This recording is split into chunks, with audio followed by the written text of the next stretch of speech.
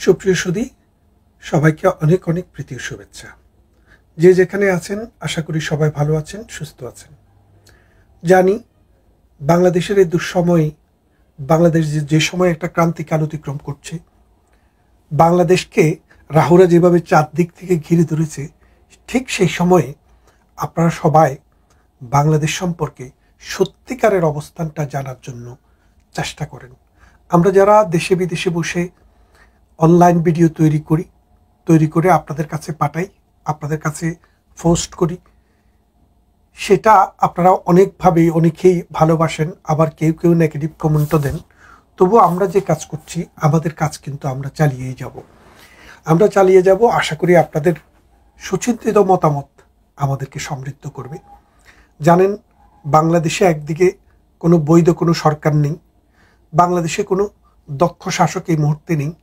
অন্যদিকে ঈশান কোণ, আমরা জানেন ছোটবেলা থেকে আমাদেরকে যখন পড়ানো হতো, জ্বর জঞ্জা যদি উঠে বলতো ঈশান কোণে উঠে, আর ঈশান কোণটা হচ্ছে দক্ষিণ পূর্ব।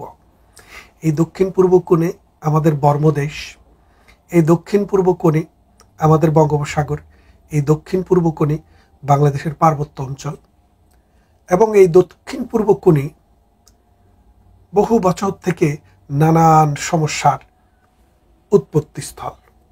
এখন একদিকে আরাকান সমস্যা, একদিকে রোহিঙ্গা সমস্যা, আরেকদিকে আমেরিকার ওখানে নতুন একটি রাষ্ট্র করার ষড়যন্ত্র, বাংলাদেশের সমুদ্র সীমা হাতছাড়া হওয়ার যে উপক্রম, সব মিলিয়ে আমি একটি ভিডিও করেছিলাম, যেটি একদিনে 1 লক্ষের অধিক মানুষ দেখেছেন।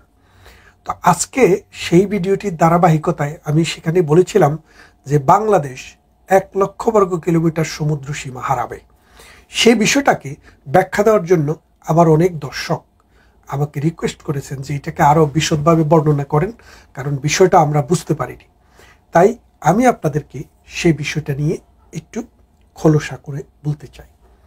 আপনারা জানেন যে দুইটি দেশ যখন পাশাপাশি একটি সমুদ্র সীমা শেয়ার করে, তখন দেখা হয় যে, যেমন মনে করেন বাংলাদেশ এবং বার্মা, তো বার্মা মানে মিয়ানমারের টোটাল সমুদ্র সীমায় তাদের পক্ষে সমুদ্রে কতটুকু যাওয়া সম্ভব, আর বাংলাদেশের টোটাল সমুদ্র সীমায় আমাদের পক্ষে কতটুকু যাওয়া সম্ভব। আমাদের সুন্দরবন অঞ্চলে ভারতেরও একটা অংশ আছে সুন্দরবনের, যার কারণে আমরা কিন্তু ওদিক দিয়ে ক্রস করার সুযোগ কম।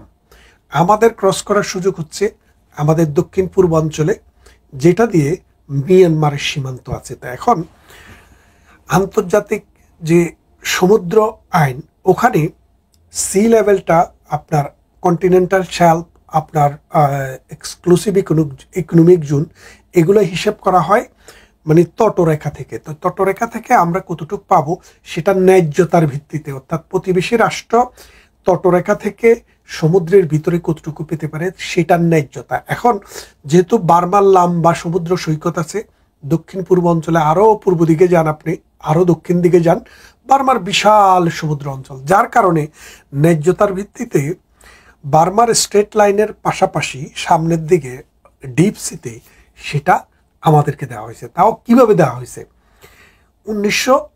2014 সাল পর্যন্ত আমরা কিন্তু এই সমুদ্র সীমার অধিকারও পাইনি, সেখানে মৎস্য আহরণ করতে পারি নাই, সেখানে কোনো ডিপ সিতে কোনো তেল গ্যাসও অনুসন্ধান করতে পারি নাই, সেটা আমাদের দখলে ছিল না, সেটা ছিল মায়ানমারের দখলে।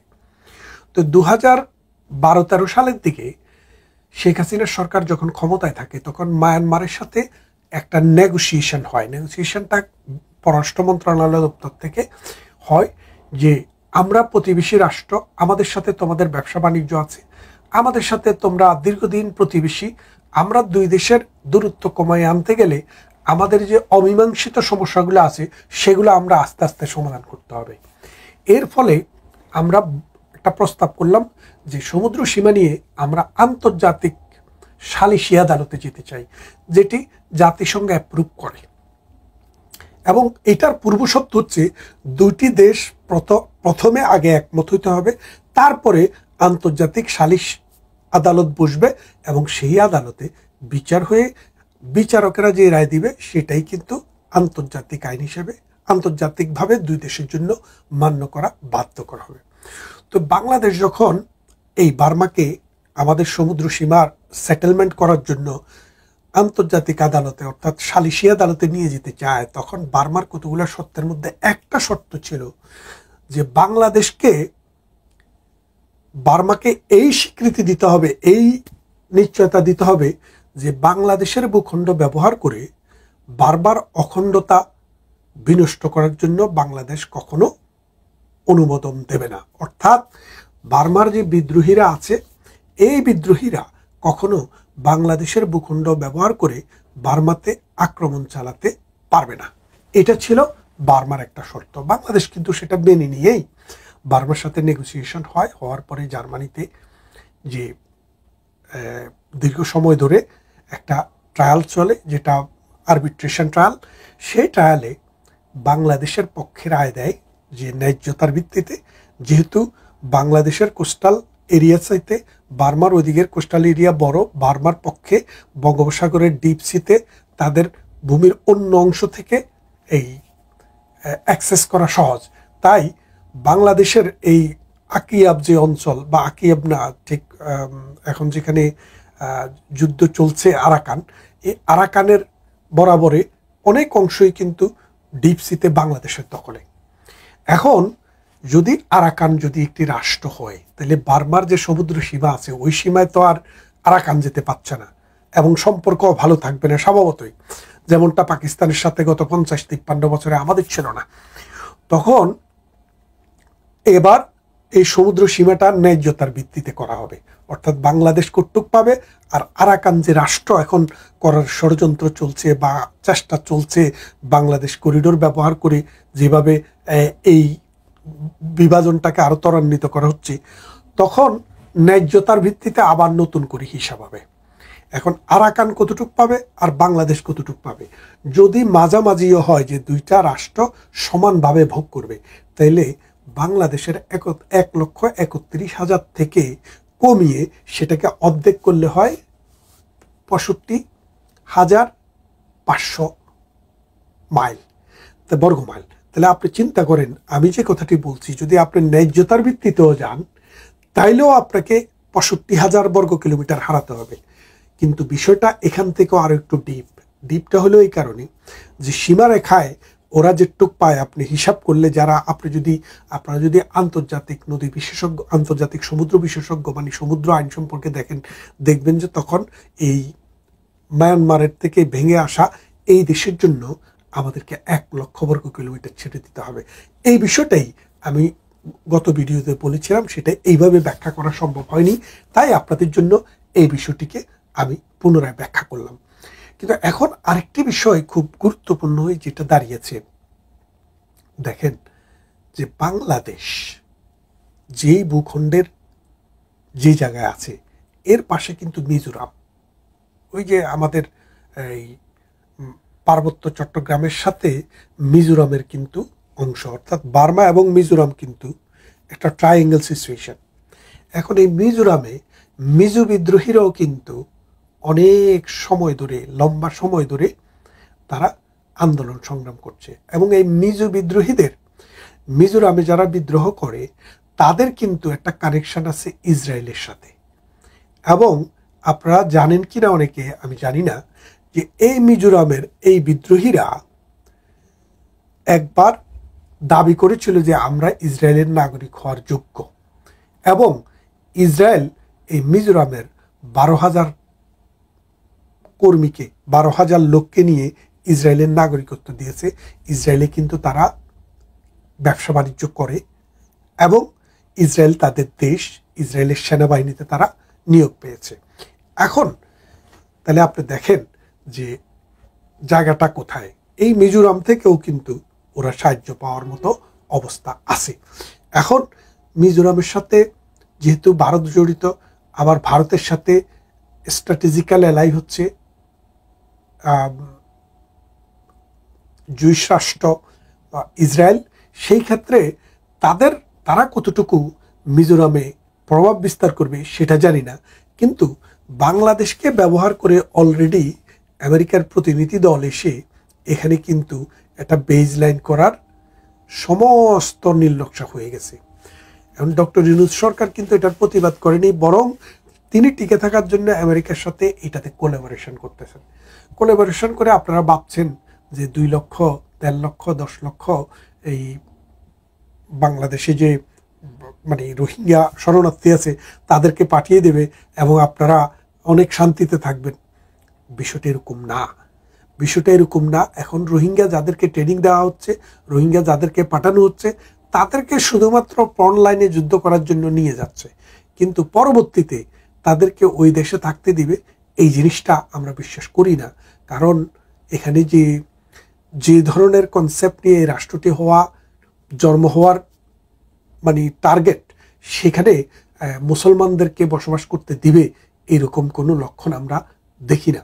তাই এই বাংলাদেশের পাশে বার্মা ভেঙে, মিয়ানমার ভেঙে যে নতুন রাষ্ট্রটি হবে, এই রাষ্ট্রটি বাংলাদেশের জন্য একটি গলার কাটা হবে এবং ভারতের জন্য এটি গলার কাটা হবে। দক্ষিণ পূর্ব এশিয়াতে এই যে আমেরিকা একটা বেস খুঁজতেছিল, যেখানে তিনি এই ভবিষ্যতের, আপনি একটা জিনিস খেয়াল করে দেখেন যে পৃথিবীর মানুষ তো 800 কোটি, 800 কোটির মধ্যে ভারতে 150 কোটি, চায়নাতে 150 কোটি, 300 কোটি, পাকিস্তানে বাংলাদেশে মিলে আরো 40 কোটি, 45 কোটি, 350 কোটি, আফগানিস্তান তারপরে মিয়ানমার মিলে আরো 10 কোটি, 360 কোটি।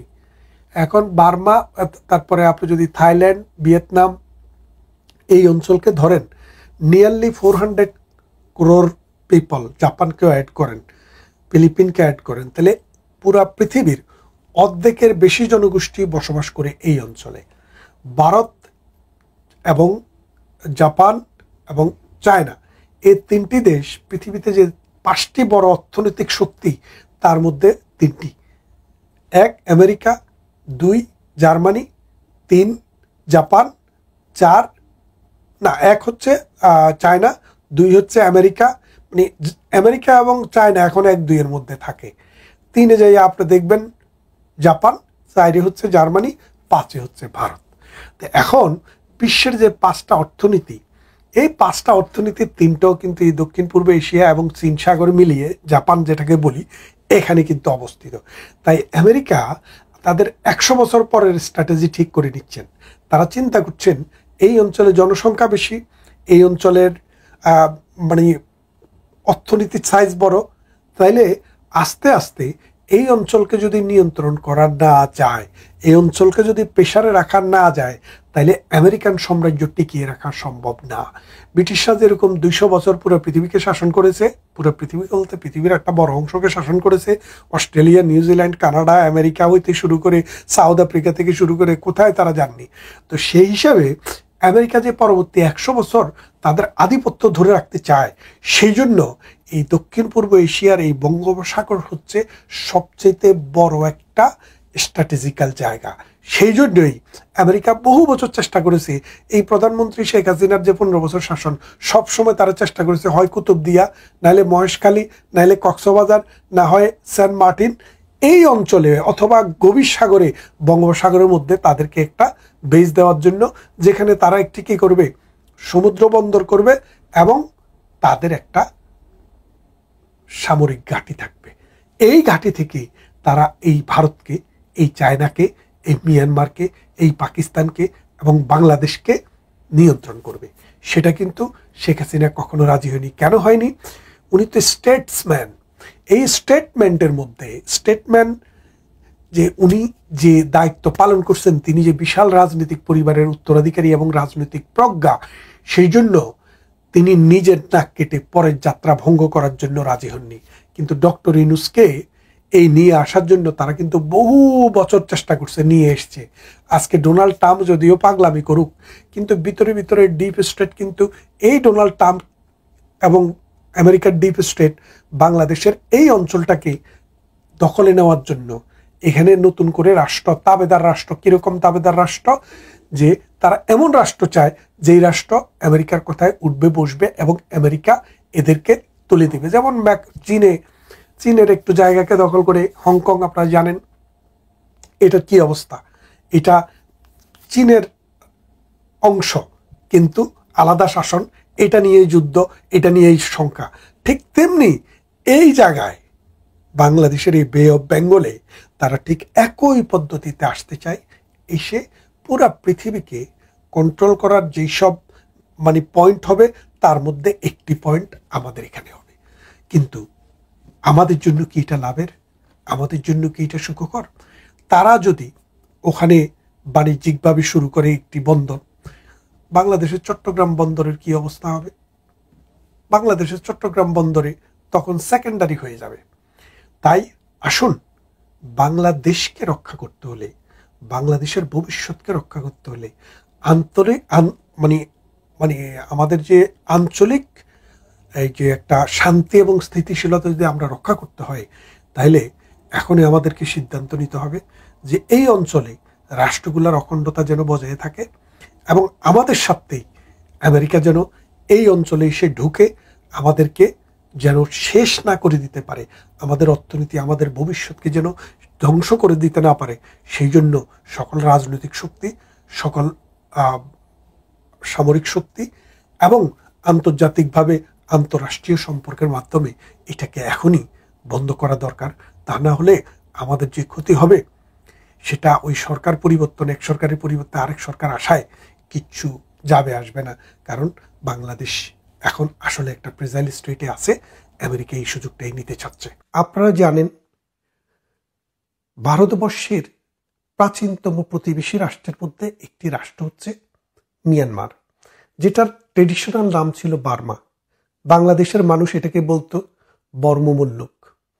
আমরা কুমিল্লা, নোয়াখালী এবং চিটাগং এই অঞ্চলের মানুষ শুনতো যে তাদের পূর্বপুরুষদের অনেকেই আকিয়াব, রিঙ্গুম, যেটাকে পরবর্তীতে ইয়াঙ্গুন করা হলো, মানুষ যেত সেখানে। এই বাংলাদেশের, এই ভারতবর্ষের অনেক গান এই রিঙ্গুনকে নিয়ে হয়েছে। আপনারা জানেন, এটা একটা কাল্পনিক শহরের মতো। আমরা শুনেছি যে ইন্ডিয়ান হিন্দি সিনেমাতে আপনি যদি দেখেন, এই 50-এর দশকে, 40-50-এর দশকে বা 60-এর দশকে, যে মেরা পিয়া গে রিঙ্গুম ওহা সে আহিয়ে টেলিফোন। তারপরে বাংলায় আমরা দেখেছি আসাম রিঙ্গুম ন যাইও। তারপরে আমরা দেখেছি বানু বানুরে আয় যাইম রিঙ্গুম শহর তোল্লায়ান্নুম কি। এই যে রিঙ্গুম শহর, এখন যেমন মানুষ দুবাই যায়, আমেরিকা যায়, কানাডা যায়, অস্ট্রেলিয়া যায়, পৃথিবীর গণ্ডি আগেও অত বড়ই ছিল, কিন্তু মানুষের কাছে কানেক্টিভিটি খুবই দুর্বল ছিল, যার কারণে প্রতিবেশী রাষ্ট্র এই বার্মা মুল্লুক ভারতবর্ষের, বিশেষ করে বাংলাদেশ অঞ্চলের মানুষের জন্য, তখন এটা পূর্ব পাকিস্তান ছিল, তাদের জন্য এটা একটা স্বপ্নের নগরী, স্বপ্নের দেশ। এ যেন এক দূর অতীতের কোনো এক দ্বীপ, সেরকম একটা দেশ ছিল। তারপরে 1971 সালে মহান মুক্তিযুদ্ধের পর আমরা যখন একটি স্বাধীন সার্বভৌম বাংলাদেশ পাই, বাংলাদেশ যখন পথ চলা শুরু করে, তারপর থেকে আমরা দেখে এসছি বর্মমল্লুক, যেটি পরবর্তীতে মিয়ানমার, এবং রাজধানীর নাম রিঙ্গুন থেকে ইয়াঙ্গুন করা হলো। তখন থেকে দেখে এসছি ওই দেশের সাথে বাংলাদেশের মানুষের যোগাযোগ খুবই সীমিত। আমাদের নিকট প্রতিবেশী, কিন্তু আমরা অনেক দূরের দেশে যাই, মিডল ইস্টে যাই, আমেরিকাতে যাই, অস্ট্রেলিয়াতে যাই, কানাডাতে যাই, আমরা নেপাল, ভুটানেও যাই, শ্রীলঙ্কা আমরা যাই, পাকিস্তানেও যাই, এবং এই ছোট্ট দেশ মালদ্বীপেও আমাদের মানুষ যায়। কিন্তু এই ইয়াঙ্গুন, রিঙ্গুম অথবা বার্মায় বা মিয়ানমারে আমাদের মানুষের যাতায়াত নেহায়েত কম। শুধুমাত্র দক্ষিণ অঞ্চলের, আমাদের চট্টগ্রাম অঞ্চলের, কক্সবাজার অঞ্চলের যে মানুষেরা কিছু কিছু স্থল বন্দর দিয়ে কিছু ব্যবসা বাণিজ্য করে, তাদের কিছু যাওয়া আসা আনাগোনা আছে। এই ছাড়া এই বার্মার সাথে, মিয়ানমারের সাথে আমাদের কিন্তু সেরকম যোগাযোগ খুব একটা নেই। পরবর্তীতে যখন 70-এর দশকে আমরা যখন রোহিঙ্গা প্রবলেমটা, ইস্যুটা আমরা দেখলাম, তখন থেকে বাঙালি মুসলমানের মনে বার্মা সত্যিকার অর্থের একটা খারাপ রাষ্ট্রের মডেল হয়ে গেল। মানুষের কাছে বার্মা বললেই একটা নেগেটিভ কোনোটেশন আসে, মনে করে এটা একটা হিংস্র দানবের দেশ। এটা মানুষের দেশ কিনা এটা সন্দেহ সব মানুষের। পরবর্তীতে যখন বার্মা থেকে মাছ আসা শুরু হলো, তখন মানুষ কিছুটা ভাবতে শুরু করলো, না তো, বার্মাতে তো মাছ হয় দান আসে, চাল আসে, পেঁয়াজ আসে, আমাদের মতো মানুষই তো থাকে। আস্তে আস্তে মানুষের দেন ধারণা বদলে যেতে শুরু করলো। তারপর দেখেন বার্মাতে গত 40-50 বছর থেকে, মানে স্বাধীনতা উত্তর কাল থেকে ডক্টর অং সান, যিনি ছিলেন বার্মার ফাউন্ডিং ফাদার, তাকে হত্যা করে যারা ক্ষমতা নিয়েছে আর্মি, আজকে এত বছর কিন্তু তারাই এই দেশটা শাসন করছে। এই দেশটাকে চায়না বাফার স্টেটের মতো কাজে লাগিয়েছে বহু বছর। অর্থাৎ ওখানে যত সামরিক শাসক এসছে, সব সামরিক শাসকের মূল কথা একটাই, মূল লক্ষ্য একটাই, সেটা হচ্ছে বার্মাকে কাজে লাগাবে কিভাবে, চায়নার স্বার্থে। এবং চায়না তো নিজেই উন্নতি হতে পারে নাই, বার্মাকে কি উন্নত করবে?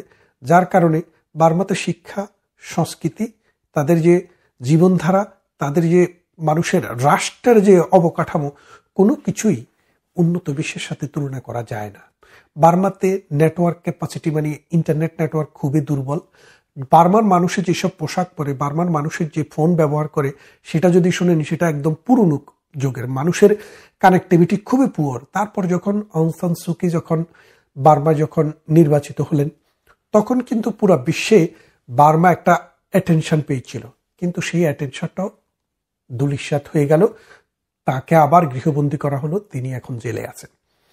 এই যে বর্ম দেশ, এই বর্ম প্রদেশ, এই দেশেরই একটা অংশ, যে অংশটি বাংলাদেশের সাথে লাগানো, সেটি হচ্ছে রাখাইন প্রদেশ। এই রাখাইন প্রদেশের যে মানুষ বসবাস, এই মানুষদের মধ্যে মূলত 3টি ধর্মের মানুষ বসবাস করে। প্রধানত বৌদ্ধ সম্প্রদায়, তারপরে মুসলিম সম্প্রদায়, তারপরে খ্রিস্টান সম্প্রদায়। তো এইটা যেহেতু বার্মা মূলত বৌদ্ধ ধর্ম অবলম্বী দেশ, কিন্তু এখানে এই রাখাইন অঞ্চলে আমাদের রোহিঙ্গাদের বসবাস। এই রোহিঙ্গা জনগোষ্ঠী, কেউ বলে 3 মিলিয়ন, কেউ বলে 5 মিলিয়ন। তার মধ্যে নিজের দেশের ভিতরে অল্প কিছু জনগণ আছে, আর বাকি সবাই কেউ বাংলাদেশে, কেউ থাইল্যান্ডে, কেউ সৌদি আরবে, কেউ মালয়েশিয়ায়, সবচাইতে বেশি হচ্ছে বাংলাদেশে, যেটার পরিমাণ 1.5 মিলিয়নের মতো। এই 1.5 মিলিয়ন মানুষ বাংলাদেশে মানবেতর জীবনযাপন করছে। অথচ বার্মা বেশ বড় একটা দেশ, সম্পদে পরিপূর্ণ, প্রাচুর্যের অভাব নেই, নদী নালা খাল বিল, বাংলাদেশের মতো উর্বর সমতল ভূমি, আপনারা নদীও আছে, তাদের বিলও আছে, খালও আছে, মানুষ খুব সহজে জীবনযাপন করতে পারে বার্মায়।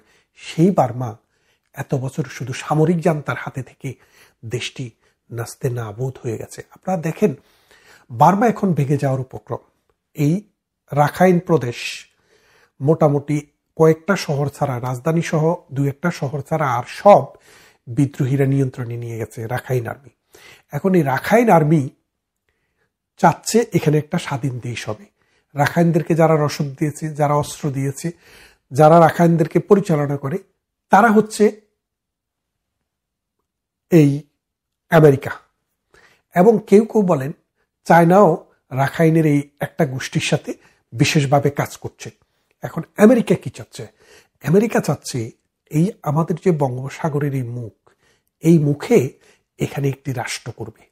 এই রাষ্ট্রটি মূলত রাখাইন স্টেট হবে, এবং এটি হবে একটি খ্রিস্টান রাষ্ট্র, যাতে করে ধর্মনিরপেক্ষবাদ এখানে প্রতিষ্ঠা করে আমেরিকার কায়েমি স্বার্থটাকে যেন হাসিল করা যায়।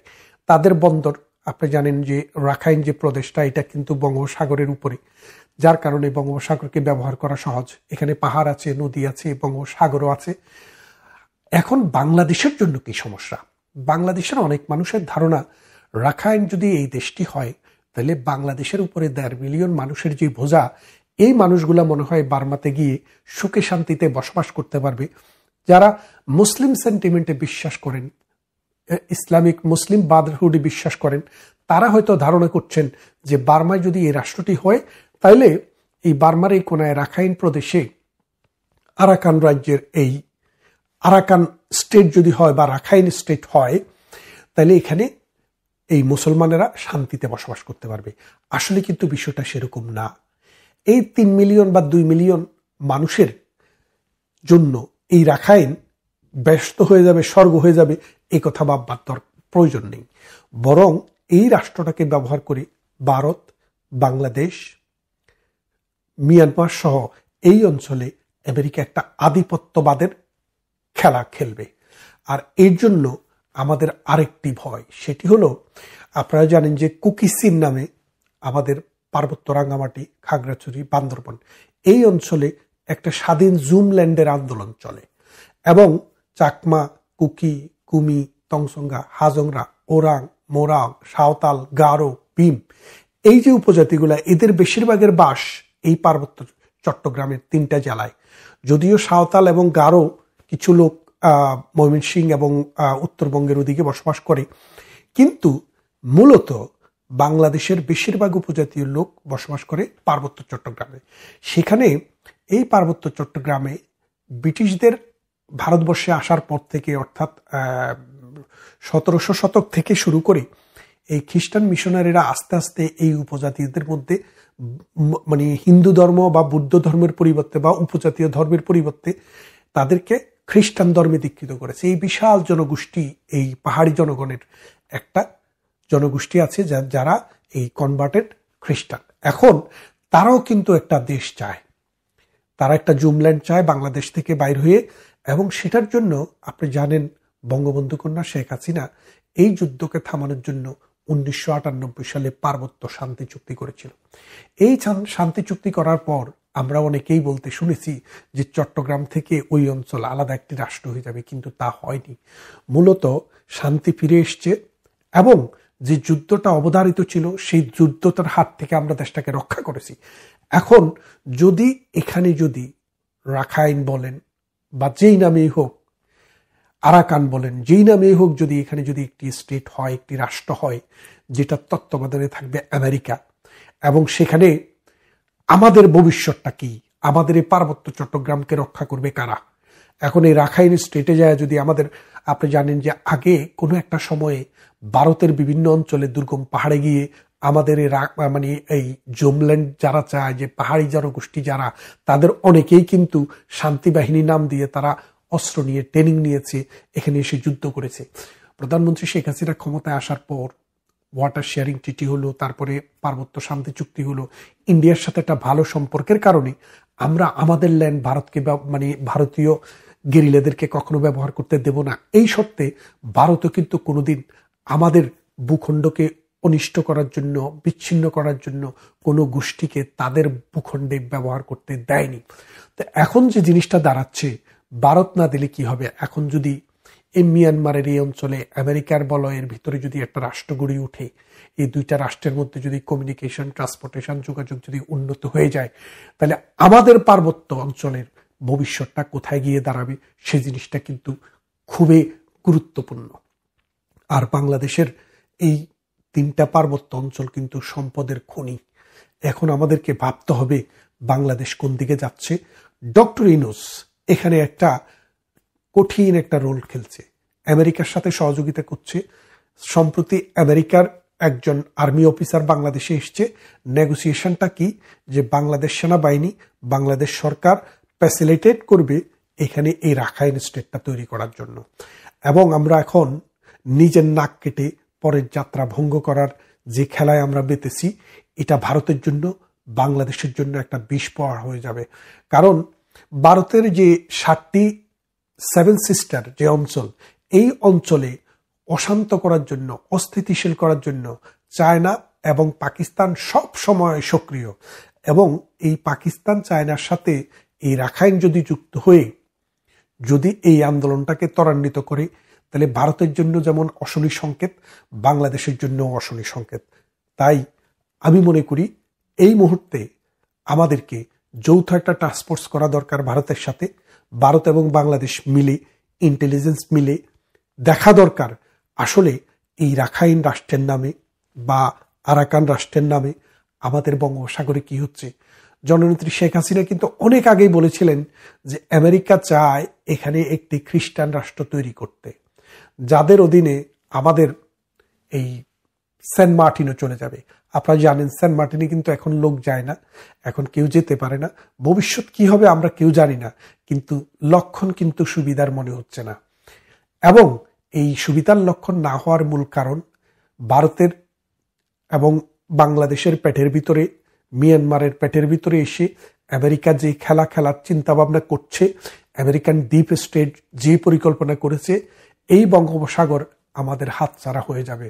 আপনারা জানেন যে বাংলাদেশ বার্মার সাথে আরবিট্রেশনে গিয়ে আমরা কিন্তু 1,31,000 সমুদ্র সীমা, যেটাকে মহীসোপান বা কন্টিনেন্টাল শেলফ বলে, যেখানে আমরা এখন মৎস্য আহরণ করি এবং যেখানে আমরা তেল গ্যাস অনুসন্ধান করার অনুমতি আছে আমাদের, সেই জায়গায় এখন যখন নতুন রাষ্ট্র হবে তখন নতুন করে সমুদ্র সীমা নির্ধারিত হবে।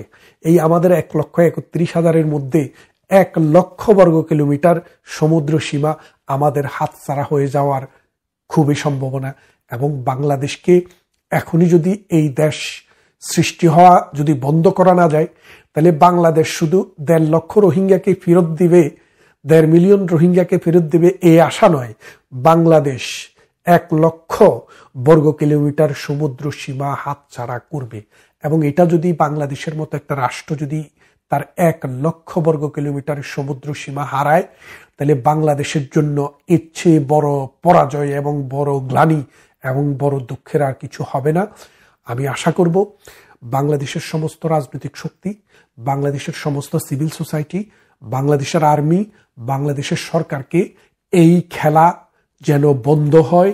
এখানে যেন বাংলাদেশের স্বার্থ রক্ষা না করে কোনো রাষ্ট্রে যেন বাংলাদেশ যেন ঐক্যমত্য পোষণ না করে। আগে বাংলাদেশকে দেখতে হবে যে আমার 1,31,000 বর্গ কিলোমিটার দক্ষিণ পূর্ব কোণে যে সমুদ্র সীমা, এই সীমায় যেন বাঘ না পড়ে।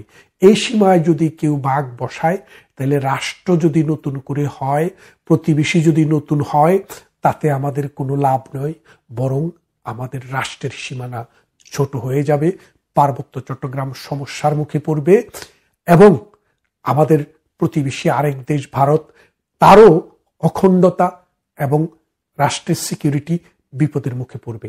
এখন সময় এসছে ডক্টর ইউনূসের সাথে এই বিষয়টা নিয়ে ভারতের আলাপ আলোচনা করা দরকার এবং ডক্টর ইউনূস কোন সত্ত্বে, কি কারণে আমেরিকান এই বাহিনীকে বাংলাদেশের ভূখণ্ড ব্যবহার করে এখানে নতুন আরেকটি রাষ্ট্র এবং একটা রাষ্ট্রের অখণ্ডতাকে বিনষ্ট করে কেন তৈরি করতে যাচ্ছে, সেই বিষয়টা এখনই বন্ধ করতে হবে।